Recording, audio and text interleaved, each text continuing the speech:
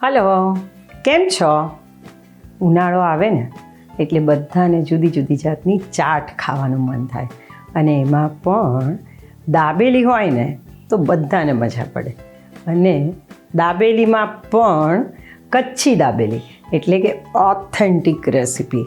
કચ્છ માંડવીમાં કેશવજી ગાભાએ 1960થી આ દાબેલી બનાવવાની શરૂઆત કરી હતી અને ત્યારે તમને ખબર છે એનો ભાવ શું હતો? 1 આનાની દાબેલી હતી.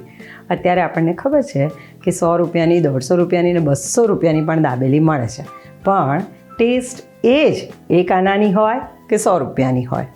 માંડવી, કચ્છ, નખત્રાણા આ બધા રિજિયનમાં જે દાબેલી મળે છે, દાબેલી એટલે એકચ્યુઅલી દાબીને કરવામાં આવે છે એટલે એનું નામ છે દાબેલી. અને સરસ મજાની ખાટી મીઠી ચટણી, બટાકા, સેવ, સિંગ, દાડમ આ બધું જ મૂકી અને એને સરસ મજાની ટેસ્ટી અને એટ્રેક્ટિવ બનાવાય છે. તો ચાલો શીખીએ. દાબેલી માટે સૌથી પહેલાં 2 ટેબલસ્પૂન જેટલું તેલ ગરમ કરીશું. એની અંદર 1 લાલ મરચું અને તમાલપત્ર મૂકી વઘાર કરીશું. ત્યાર પછી 2 નંગ જેટલા મોટા 2 બટાકાને બાફી છોલી આ રીતે ડાઈસ કરી લેવાના છે. એની અંદર 2 થી 3 ટેબલસ્પૂન જેટલો દાબેલીનો મસાલો એડ કરીશું, જેની અંદર બધા જ સ્પાઇસીસ હોય છે, ઇવન સોલ્ટ પણ. ત્યાર પછી પાતળી કરેલી થોડી ખજૂર આંબલીની ચટણી જે આપણે ફ્રોઝન કરતા હોઈએ છીએ એ લેવાની છે. લગભગ અડધો કપ જેટલી ચટણી લઈશું.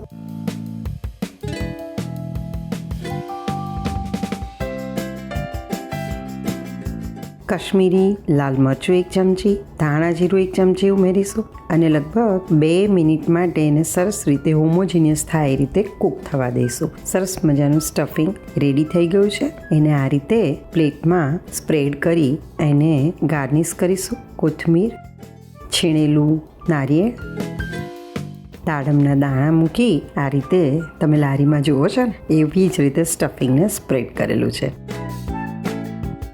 હવે એક બોલમાં ખજૂર આંબલીની પાતળી કરેલી જે ચટણી છે લઈશું. એની અંદર લાલ મરચાં અને લસણની પાણીવાળી જે ચટણી હોય એ 1 ચમચી ઉમેરીશું. સરસ રીતે આને મિક્સ કરી લઈએ. હવે દાબેલીના જે બન આવે છે એ લેવાના છે. એને આ રીતે વચ્ચેથી કટ કરી, પૂરા કટ નથી કરવાના, સોકેટ કરવાનું છે. અને એની અંદર 2 થી 3 ચમચી ચટણી અને જે બટાકાનું ચટણીવાળું મસાલાવાળું સ્ટફિંગ છે એ અંદર સ્ટફ કરીશું. ફરીથી મીઠી ચટણી, તીખી ચટણી, સિંગ, મસાલા સિંગ લઈએ છીએ આમાં.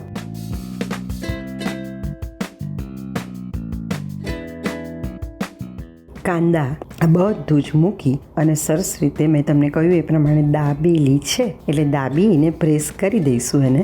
અને ત્યાર પછી મીડિયમ હીટ ઉપર તવી ઉપર બટર મૂકી એને બંને બાજુથી આ રીતે શેકી લેવાની છે એટલે એની ડ્રાયનેસ જતી રહે, ગરમ થાય, ફ્રેશનેસ પણ આવી જાય અને સરસ મજાની સુગંધ પણ આવશે. રાઈટ? હવે આ જે શેકેલી દાબેલી છે એને આ રીતે પ્લેટમાં ઝીણી નાયલોન સેવ જે છે એને બધી સાઈડ્સથી ચટણીના લીધે ચોંટી જાય એવી રીતે રોલ કરવાની છે. તો સરસ મજાની કચ્છી દાબેલી તૈયાર છે. એની ઉપર અગેન કોથમીર, દાડમના દાણા, મસાલા સિંગથી ગાર્નિશ કરી અને સર્વ કરીશું. આમાં ગરમ કે ઠંડુ કોઈ પણ સમયે કોઈ પણ રીતે તમે આ દાબેલી ખાઈ શકો છો. ચોક્કસ બનાવજો, આવી જ ટેસ્ટી બનશે, that is for sure. Thank you.